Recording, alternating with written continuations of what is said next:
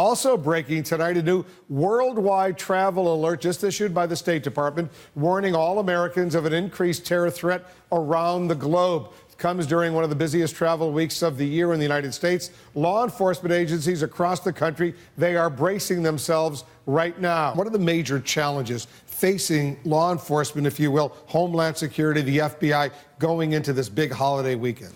The big challenge always, Wolf, in these cases are trying to read the mind of the people that might carry out an attack. It's one thing if they're trying to organize a cell, if they've intercepted conversations or an informant has told them that there's going to be an attack at a certain place and time.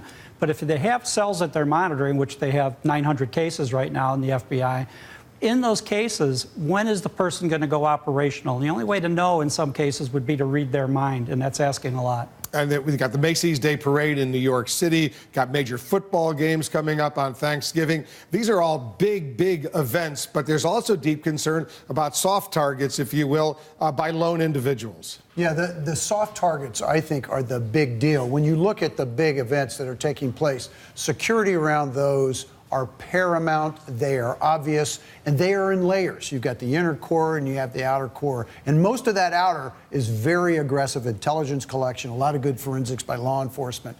It's those soft targets where you don't expect it, where you become that much more vulnerable. You agree, Paul? Absolutely. And, you know, this is the ISIS playbook, that they can just get automatic weapons. And there's concern that these terrorists can get weapons quite easily in the United States, and very powerful weapons at that, and concern that ISIS could send over some of these European extremists. It's recruiting and training in Syria and Iraq, and the evidence from this past plot in Paris suggests at least some of these attackers could have got to the United States. That's the most likely way, I think, ISIS can get a plot through against America.